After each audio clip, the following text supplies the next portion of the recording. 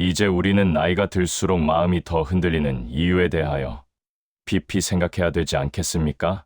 다산 정약용이 말한 마음은 늙지 않는다의 진짜 의미가 무엇인지 말입니다. 이제 그 이야기에 대하여 시작하겠습니다. 아침의 질문. 몸은 분명 늙었는데 왜 마음은 오히려 더 불안해질까요? 어제도 새벽 4시에 눈이 떠졌습니다. 특별히 아픈 곳도 없고 화장실에 가고 싶은 것도 아닌데 그냥 깼습니다. 다시 자려고 눈을 감았지만 이런저런 생각이 몰려옵니다. 자식 걱정, 건강 걱정, 돈 걱정. 젊었을 땐 이렇지 않았는데 그때는 몸은 힘들어도 마음만큼은 단단했던 것 같은데 지금은 몸도 힘들고 마음은 더 약해진 것 같습니다. 사람들은 말합니다. 나이 들면 그런 거야. 원래 그래. 정말 그럴까요? 정말 나이가 들면 마음이 약해지는 게 당연한 걸까요? 아니면 우리가 뭔가 놓치고 있는 걸까요? 오늘은 그 이야기를 해보려 합니다. 200년 전 조선의 어느 학자가 발견한 진실. 그것은 우리가 생각하는 것과 조금 달랐습니다. 공감의 확장 1. 혼자 있는 시간. 요즘 이런 순간들이 있습니다. 아침에 일어나 거실에 앉아 있으면 집이 너무 조용합니다. 배우자는 아직 주무시거나 일찍 나가셨고 자식들은 각자의 삶을 살고 있습니다. 커피를 내려 마시면서 창밖을 봅니다. 별일 없는 하루가 시작됩니다. 오늘은 뭘 하지? 병원 가는 날도 아니고 특별히 만날 사람도 없고 해야 할 일도 딱히 없습니다. 젊었을 때는 바빠서 죽는 줄 알았습니다. 아침 일찍 출근해서 밤늦게 들어오고 주말에도 집안일, 아이들 학원 데려다 주기, 명절이면 친척들 챙기랴, 제사 준비하랴, 언제쯤 쉴 수 있을까 했습니다.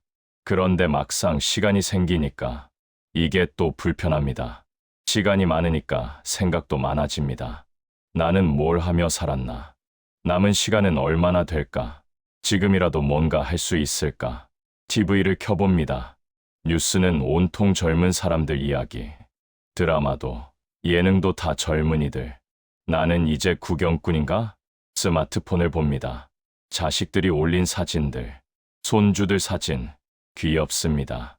보고 싶습니다. 하지만 그 사진 속에 나는 없습니다. 그리고 이런 생각이 듭니다. 속으로 생각했습니다. 왜 이렇게 마음이 약해졌을까? 예전엔 이런 거 신경도 안 썼는데, 예전엔 이렇게 외롭지 않았는데, 왜 지금은 이럴까요? 공감의 확장, 이 상처받는 마음. 얼마 전 이런 일이 있었습니다. 자식한테 전화를 걸었습니다. 별일은 아니었습니다. 그냥 목소리가 듣고 싶어서. 엄마, 나 지금 좀 바빠. 나중에 전화할게. 끊겼습니다. 그 한마디가 하루 종일 마음에 남았습니다. 바쁘지. 일하느라 힘들 텐데. 머리로는 이해가 됩니다. 하지만 마음 한구석이 싸늘해집니다. 나중에 전화한다더니 저녁이 되어도 전화가 안 옵니다. 밤이 되어도 연락이 없습니다. 잊었나 보네. 바쁘니까 어쩔 수 없지. 스스로 납득시킵니다. 하지만 마음은 그렇게 안 됩니다. 예전 같으면 그냥 넘어갔을 일인데 요즘은 이런 작은 일에도 상처를 받습니다. 친구와의 대화도 그렇습니다. 오랜만에 만났는데 친구는 자기 자식 자랑만 합니다. 우리 아들이 승진했어. 며느리가 참 잘해. 나는 가만히 듣기만 합니다. 내 자식 이야기를 꺼내려다가 그냥 입을 다뭅니다. 내 자식은 연락도 잘 안 하는데 비교될까봐 집에 돌아와서 혼자 생각합니다. 친구가 나를 무시한 건가? 아니면 내가 너무 예민한 건가? 별것 아닌 농담 한마디에도 며칠을 곱씹습니다. 마트에서 계산할 때 젊은 직원이 무뚝뚝하게 대하면 나를 함부로 대하네 하는 생각이 듭니다. 버스에서 자리를 안 양보하면 요즘 젊은 사람들은 하는 마음이 듭니다. 왜 이럴까요? 젊었을 때는 웬만한 말에는 끄떡도 안 했는데 지금은 사소한 말 한마디가 며칠을 갑니다. 나이가 들어서 예민해진 걸까요? 아니면 정말 마음이 약해진 걸까요? 공감의 확장 3. 후회의 무게. 밤에 잠들기 전이 제일 힘듭니다. 하루를 정리하려 누우면 과거가 찾아옵니다. 그때 그렇게 할 걸. 왜 그랬을까? 조금만 더 잘했어도 자식한테 화낸 일이 떠오릅니다. 중학교 다니던 아들이 성적표를 받아왔던 날, 성적이 떨어졌습니다. 화가 났습니다. 이게 뭐야? 이렇게 공부했어? 아들은 아무 말 없이 방으로 들어갔습니다. 그때 아들 표정이 지금도 생생합니다. 상처받은 눈빛, 실망한 얼굴. 지금 생각하면 성적보다 아들 마음을 먼저 물어봤어야 했는데 배우자한테 미안했던 일도 떠오릅니다. 명절 때 시댁 가기 싫다고 투정 부렸던 날. 당신 부모님은 좋겠네. 나만 힘들지. 배우자는 아무 말 없이 집을 나갔습니다. 지금 생각하면 배우자도 힘들었을 텐데 양쪽 부모님 사이에서 얼마나 고민했을까. 부모님께 효도 못한 일은 더 아픕니다. 어머니가 아프셨을 때 병원에 자주 못 갔습니다. 다음 주말에 갈게요. 그렇게 미루다가 어머니는 돌아가셨습니다. 마지막 순간에도 못 갔습니다. 왜 그렇게 바빴을까? 조금만 더 시간을 냈어도 젊었을 땐 다음에 잘하면 되지 하고 넘어갔는데 이제는 다음이 얼마나 남았는지 모르니까 후회가 더 무겁게 느껴집니다. 고칠 수도 없고 되돌릴 수도 없는 일들이 자꾸만 떠오릅니다. 그리고 이런 질문을 하게 됩니다. 내 인생, 이게 다인가? 이렇게 후회만 안고 살아야 하나? 공감의 확장, 몸의 변화, 거울을 봅니다. 머리는 희끗희끗해졌고 얼굴에는 주름이 깊어졌고 허리는 굽어가고 있습니다. 언제 이렇게 늙었지? 어제만 해도 젊은 것 같은데 몸도 예전 같지 않습니다. 아침에 일어나면 허리가 뻐근합니다. 계단을 오르면 숨이 찹니다. 무거운 것을 들면 다음 날 근육통이 옵니다. 병원에 가면 또 새로운 진단이 나옵니다. 혈압이 조금 높으시네요. 당뇨 전 단계입니다. 관절염이 시작됐어요. 약은 점점 늘어갑니다. 아침에 먹는 약만 5알. 나는 언제까지 건강할 수 있을까? 뉴스에서 또래 연예인이 돌아가셨다는 소식을 듣습니다. 주변에서 누가 암 진단받았다는 이야기를 듣습니다. 다음은 나일 수도 있겠네. 이런 생각이 들면 하루 종일 마음이 무겁습니다. 젊었을 때는 몸이 힘들어도 좀 쉬면 괜찮아지겠지 했는데 이제는 이게 안 좋아지면 어쩌지 하는 생각이 먼저 듭니다. 전환 마이너스 200년 전의 질문. 그런데 말입니다. 200년 전 조선시대에 똑같은 질문을 한 사람이 있었습니다. 정약용. 다산이라는 호로 더 유명한 그 사람. 우리는 그를 위대한 학자로 알고 있습니다. 교과서에 나오는 위인, 500권이 넘는 책을 쓴 천재. 하지만 그도 평범한 사람이었습니다. 아니, 어쩌면 우리보다 더 힘든 사람이었을지도 모릅니다. 38배 나이에 갑자기 모든 것을 잃었습니다. 벼슬도, 명예도, 가족도, 전라남도 강진이라는 외딴 곳으로 유배를 갔습니다. 죄인이 되어 죄가 뭐였을까요? 천주교를 믿었다는 것. 당시에는 그게 죄였습니다. 하지만 정약용은 천주교를 깊이 믿지도 않았습니다. 그냥 형들이 믿었고 정약용은 그 학문적 측면에 관심이 있었을 뿐입니다. 그런데 형들이 처형당하고 정약용은 유배를 갔습니다.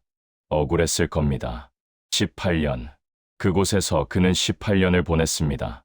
18년이 얼마나 긴 시간인가요? 갓난아기가 대학생이 되는 시간입니다. 청년이 중년이 되는 시간입니다. 그 긴 시간을 강진의 좁은 방에서 죄인으로 보냈습니다. 다산의 고백일 유배지의 밤. 강진의 밤은 길었습니다. 정약용은 좁은 방에 홀로 앉아 있었습니다. 촛불 하나. 그것만이 어둠을 밝혔습니다. 서울에 있는 가족 생각. 억울하게 당한 일에 대한 분노. 언제 끝날지 모르는 유배 생활. 그의 마음도 흔들렸습니다. 일기장에 이런 글을 남겼습니다. 밤마다 눈물을 흘린다. 아내와 자식들 생각에 잠을 이룰 수 없다. 위대한 학자도 결국 한 명의 아버지였고 한 명의 남편이었습니다. 그도 외로웠고 그도 불안했고 그도 후회했습니다. 내가 뭘 잘못했길래 왜 하필 나한테? 가족들은 지금 어떻게 지낼까? 아내에게 편지를 보냈습니다. 답장이 오기까지 몇 달이 걸렸습니다. 편지를 받으면 손이 떨렸습니다. 아내의 글씨를 보면 눈물이 났습니다. 아들들이 보낸 편지도 받았습니다. 아버지, 언제 돌아오세요? 뭐라고 답해야 할까요? 곧 간다고 말할 수도 없고, 모른다고 말하기도 괴롭습니다. 그는 답장을 쓰다가 붓을 놓고 한참을 울었습니다. 다산의 고백, 이 흔들리는 마음. 처음 몇 년은 정말 힘들었습니다. 아침에 일어나면 오늘도 이곳에 있구나 하는 절망감.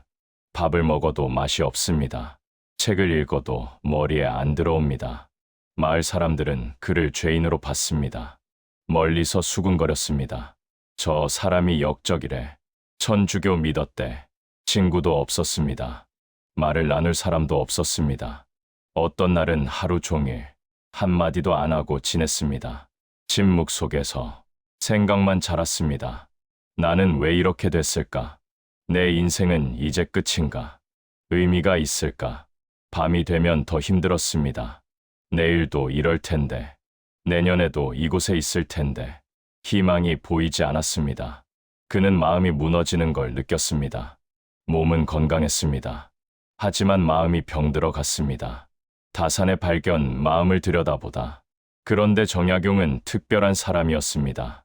어느 날, 그는 자신을 냉정하게 봤습니다. 이대로 가다간 정말 미쳐버리겠구나. 그래서 결심했습니다. 마음을 바꿔야겠다. 하지만 어떻게? 그는 자신의 흔들리는 마음을 그냥 놔두지 않았습니다. 관찰하기 시작했습니다. 왜 나는 이렇게 마음이 불안할까? 왜 자꾸 슬픈 생각만 떠오를까? 무엇이 나를 이렇게 만드는가? 아침에 일어나면 자신의 마음 상태를 기록했습니다. 오늘 아침, 가슴이 답답하다. 어젯밤 가족 꿈을 꿨기 때문이다. 오늘은 마음이 조금 편하다. 책을 읽었기 때문이다. 어떤 생각이 들었는지, 어떤 감정이 일었는지, 무엇이 마음을 흔들었는지, 그렇게 기록하고 또 기록했습니다. 그리고 패턴을 발견했습니다. 혼자 앉아서 아무것도 안 하면 마음이 불안해졌습니다.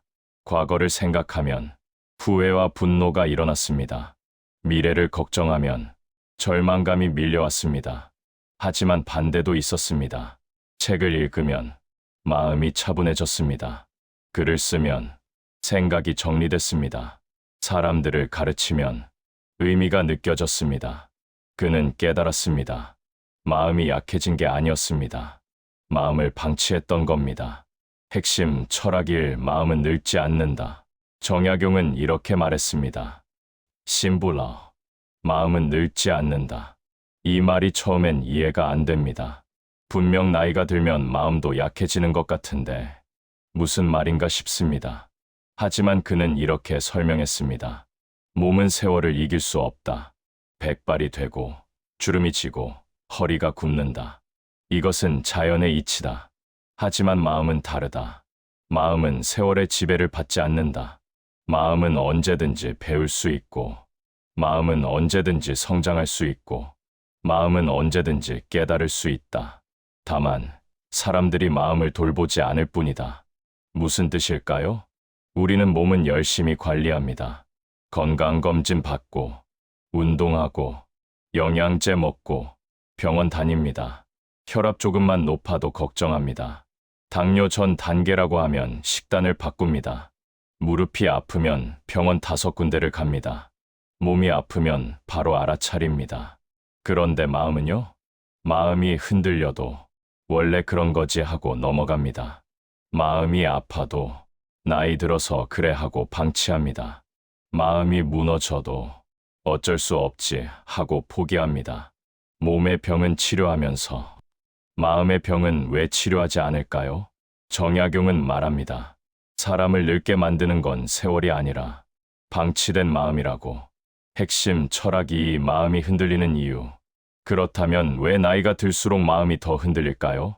정약용은 이유를 찾았습니다. 첫째, 시간이 많아져서입니다. 젊었을 때는 바빴습니다. 일하고, 아이 키우고, 집안일하고, 생각할 틈이 없었습니다. 아침 6시에 일어나 밤 11시에 잠들 때까지 쉴 틈이 없었습니다. 그런데 나이가 들면 시간이 생깁니다. 은퇴하고 자식 키우는 일도 끝나고 해야 할 일이 줄어듭니다. 그 시간에 무엇을 합니까? 생각합니다.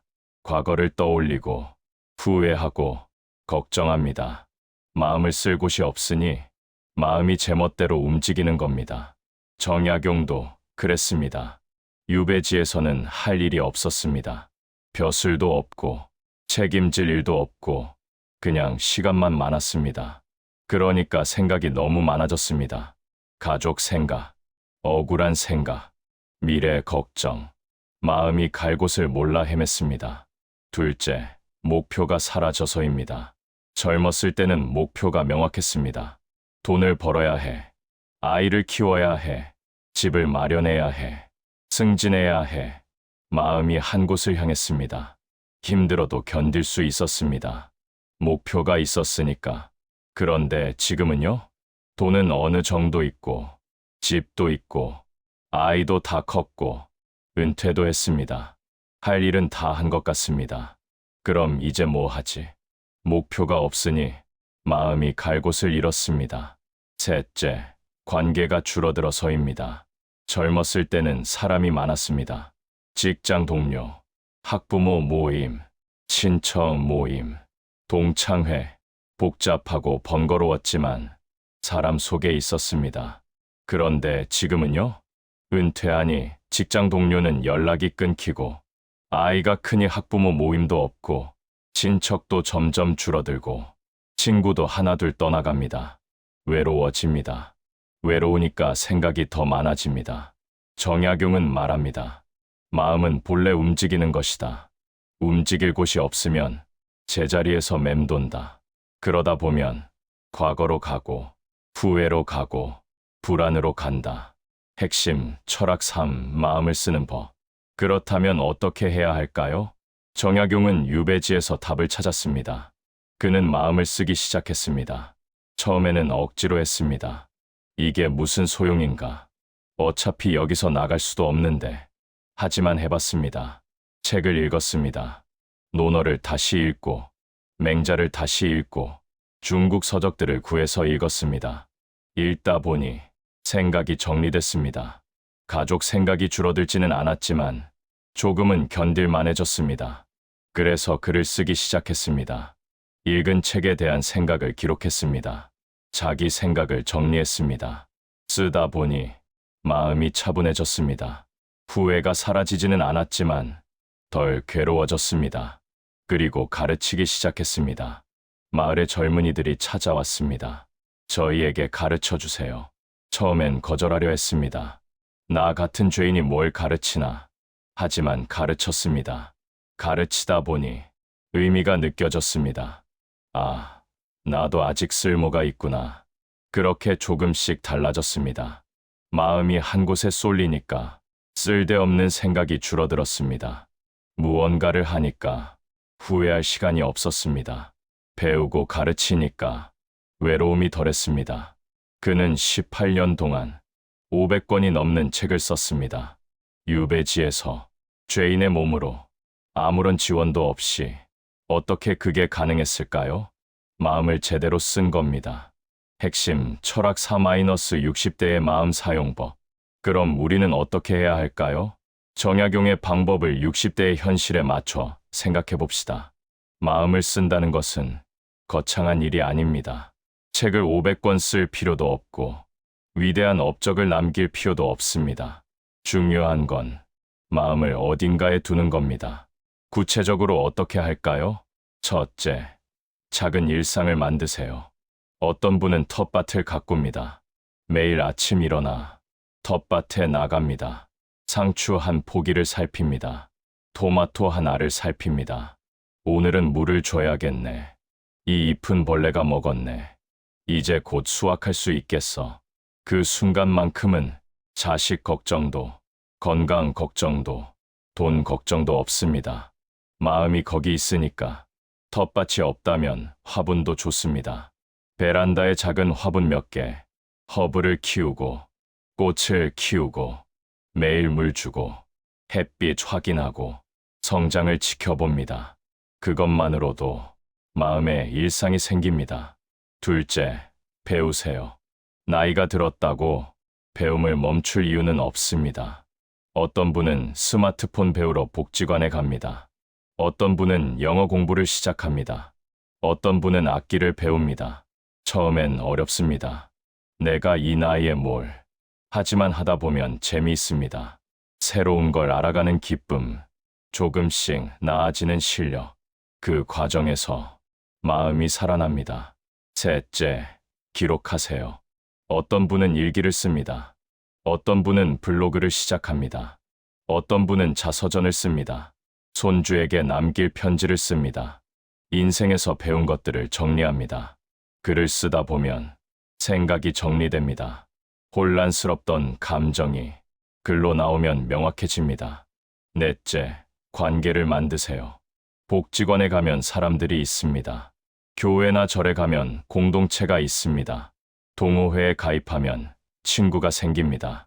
처음엔 낯설고 어색합니다. 하지만 한두 번 가다 보면 아는 얼굴이 생깁니다.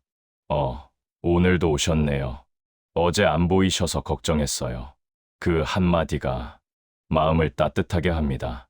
다섯째, 봉사하세요. 어떤 분은 급식소에서 배식합니다. 어떤 분은 복지관에서 청소합니다. 어떤 분은 독거노인 도시락 배달을 합니다. 작은 일입니다. 하지만 누군가를 돕는 그 순간에는 나는 쓸모없다는 생각이 사라집니다. 마음이 의미를 찾았으니까. 정약용은 말합니다. 마음을 쓰는 곳에 생명이 있다.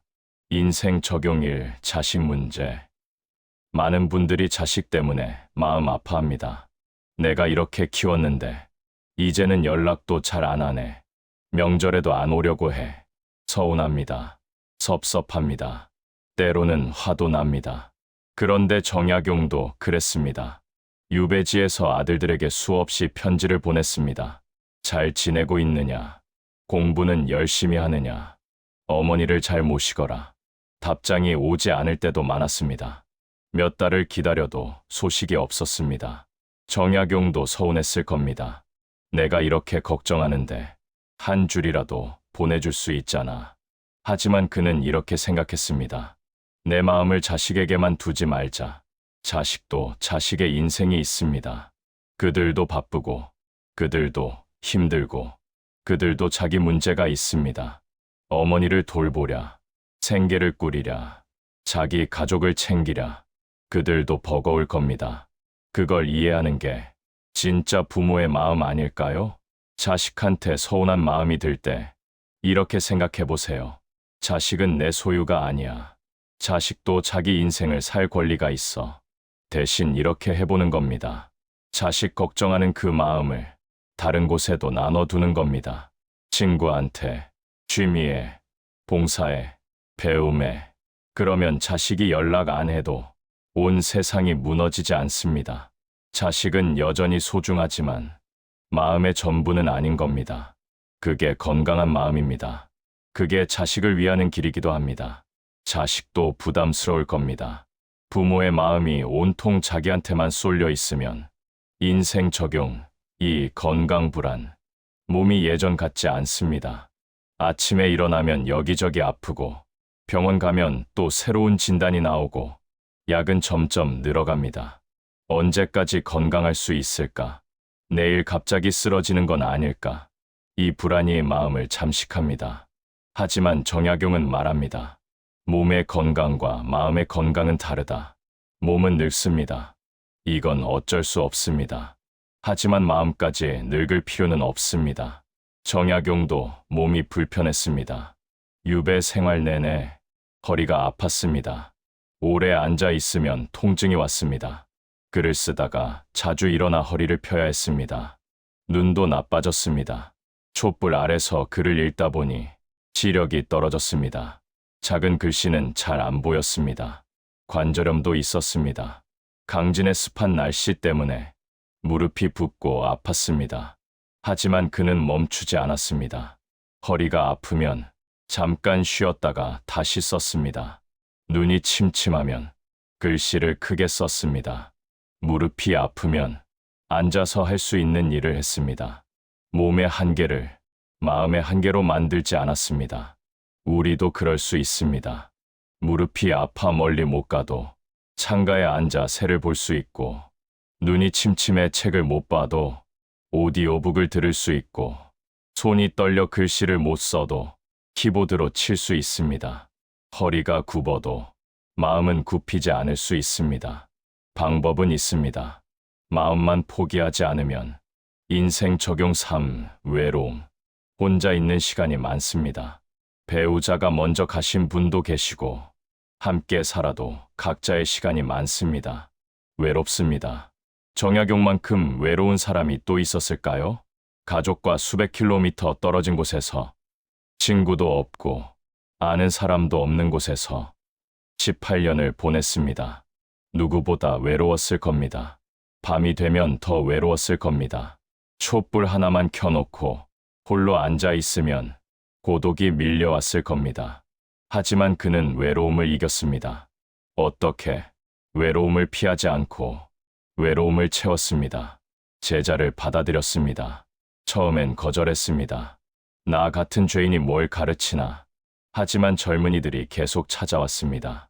선생님께 배우고 싶습니다. 정약용은 가르쳤습니다. 가르치면서 외로움이 줄었습니다. 사람들과 이야기했습니다. 마을 사람들과도 조금씩 친해졌습니다.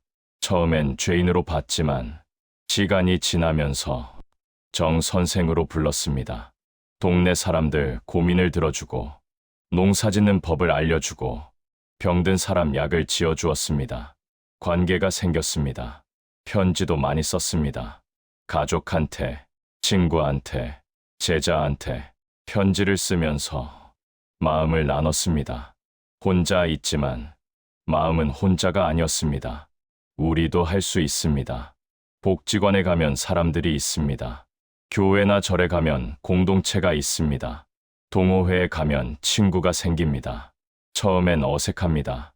낯선 사람들 속에 들어가는 게 불편합니다. 하지만 한 번, 두 번 가다 보면 아는 얼굴이 생깁니다. 어제 왜 안 오셨어요? 오늘 얼굴이 좋아 보이세요. 그 한마디가 외로움을 덜어줍니다. 온라인도 좋습니다. 요즘은 인터넷으로도 사람을 만날 수 있습니다. 같은 취미를 가진 사람들, 비슷한 고민을 가진 사람들. 나이는 숫자일 뿐입니다. 관계를 만드는데 나이는 중요하지 않습니다. 외로움은 혼자 있어서가 아니라 마음을 나눌 곳이 없어서 생깁니다. 마음을 나눌 곳을 만드는 겁니다. 인생 적용 4. 후회. 과거를 바꿀 수는 없습니다. 잘못한 일, 놓친 기회, 상처 준 말들 다 돌이킬 수 없습니다. 정약용도 후회했습니다. 내가 조금만 더 조심했어도 유배는 안 왔을 텐데, 내가 그때 침묵했어도 형들이 죽지 않았을 텐데, 내가 가족을 더 생각했어도 이렇게 떨어져 살지 않았을 텐데. 후회가 그를 괴롭혔습니다. 특히 밤에 잠들기 전에 과거가 찾아왔습니다. 만약 그때, 하지만 그는 깨달았습니다. 과거는 바꿀 수 없지만 과거를 보는 시선은 바꿀 수 있다. 그는 유배를 다르게 봤습니다. 억울하게 당한 피해가 아니라 깊이 배우는 기회로, 잃어버린 시간이 아니라 진짜 공부를 하는 시간으로 시선을 바꾸니까 마음이 달라졌습니다. 이곳에서 나는 무엇을 배울 수 있을까? 이 시간을 어떻게 의미 있게 쓸 수 있을까? 후회를 내 인생의 실패로 볼 것인가? 내 인생의 배움으로 볼 것인가? 그 차이가 마음을 바꿉니다. 우리도 할 수 있습니다. 자식한테 미안했던 일이 있다면 오늘 전화해서 말할 수 있습니다. 그때 미안했다. 그때 내가 너무 심했지. 완벽하게 고칠 순 없어도 조금은 풀 수 있습니다. 배우자한테 고마웠던 마음을 표현하지 못했다면 오늘 말할 수 있습니다. 당신 덕분에 여기까지 왔어. 고마워. 부모님께 효도 못한 게 후회된다면 다른 어르신들을 도울 수 있습니다. 부모님께 못한 효도를 다른 분들께 하는 겁니다. 그게 지금 마음을 쓰는 방법입니다. 전환 2. 다산의 마지막 날들. 정약용은 74세까지 살았습니다. 18년에 유배가 풀리고 서울로 돌아왔을 때 그의 나이 56세였습니다. 많은 나이였습니다. 하지만 그는 멈추지 않았습니다. 여전히 책을 읽고 글을 쓰고 사람들을 만나고 제자를 가르쳤습니다. 60대가 되어도 70대가 되어도 그는 배움을 멈추지 않았습니다. 죽기 며칠 전까지도 그는 글을 썼다고 합니다. 누군가 물었습니다. 선생님, 이제 나이도 많으신데 좀 쉬시지요. 그는 이렇게 대답했습니다. 마음이 할 일이 있는데 어찌 쉴 수 있겠는가. 몸은 늙었지만 마음은 아직 살아있다. 배우고 싶은 것도 많고 쓰고 싶은 것도 많고 나누고 싶은 것도 많다. 어찌 멈출 수 있겠는가. 그는 마지막까지 마음을 썼습니다. 그래서 그의 인생은 끝까지 의미가 있었습니다. 마무리 1. 당신의 마음은. 오늘 이야기를 다시 정리해 봅시다. 나이가 들어서 마음이 약해진 게 아닙니다. 마음을 돌보지 않았던 겁니다. 몸은 늙습니다. 백발이 되고 주름이 지고 허리가 굽습니다. 하지만 마음은 늙지 않습니다. 마음은 여전히 배울 수 있고 마음은 여전히 성장할 수 있고 마음은 여전히 사랑할 수 있습니다. 다만 마음을 쓸 곳을 찾아야 합니다. 그게 텃밭이든 봉사든 배움이든 취미든 관계든 중요한 건 마음을 거기 두는 겁니다. 그러면 달라집니다. 아침에 일어나도 불안하지 않습니다. 할 일이 있으니까 자식 연락 안 와도 괜찮습니다. 마음이 거기만 있지 않으니까 후회가 떠올라도 견딜만 합니다. 지금 할 수 있는 일이 있으니까 외로워도 무너지지 않습니다. 마음을 나눌 사람이 있으니까 마무리 2. 오늘부터 시작할 수 있습니다. 거창한 일이 아니어도 됩니다. 오늘 오후에 친구한테 전화 한 통 하는 거. 오래 연락 못해서 미안해. 잘 지내? 내일 아침에 산책 나가서 풍경을 보는 것, 나무를 보고 새 소리를 듣고 바람을 느끼는 것, 이번 주에 새로운 것 하나 배워보는 것, 스마트폰 사용법이든 요리든 악기든 작은 일입니다. 하지만 그 작은 일이 마음을 움직입니다. 마음이 움직이면 인생이 달라집니다. 정약용은 유배지의 좁은 방에서 세상을 바꾸는 책을 썼습니다. 그는 특별한 사람이었을까요? 아닙니다. 그도 우리처럼 흔들리고 외로웠고 후회했습니다. 하지만 그는 마음을 돌봤습니다. 마음을 썼습니다. 그래서 달라졌습니다. 마무리 3-60대는 끝이 아니다. 우리한테도 우리만의 방이 있습니다.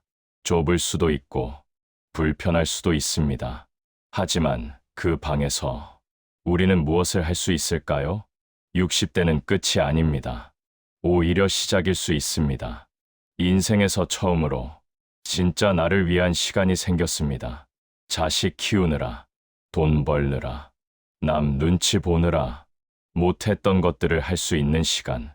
이제는 나를 위해 마음을 쓸 수 있습니다. 늦지 않았습니다. 정약용은 56세에 유배에서 풀려나 74세까지 18년을 더 살았습니다. 그 18년 동안 더 많은 책을 쓰고 더 많은 사람을 가르쳤습니다. 나이는 숫자일 뿐입니다. 중요한 건 마음이 살아있느냐입니다. 엔딩. 조용한 여운. 마음은 늙지 않습니다. 다만 돌보지 않았을 뿐입니다. 지금부터라도 괜찮습니다.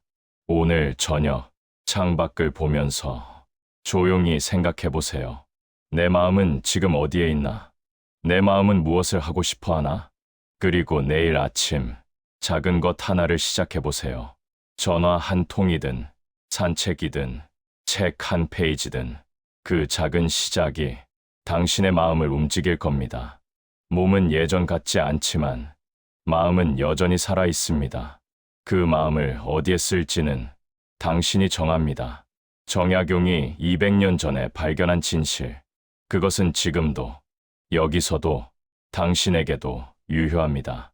오늘도 당신의 마음은 무엇을 하고 있나요? 그리고 내일 당신의 마음은 어디로 가고 싶어 하나요? 천천히 생각해 보세요.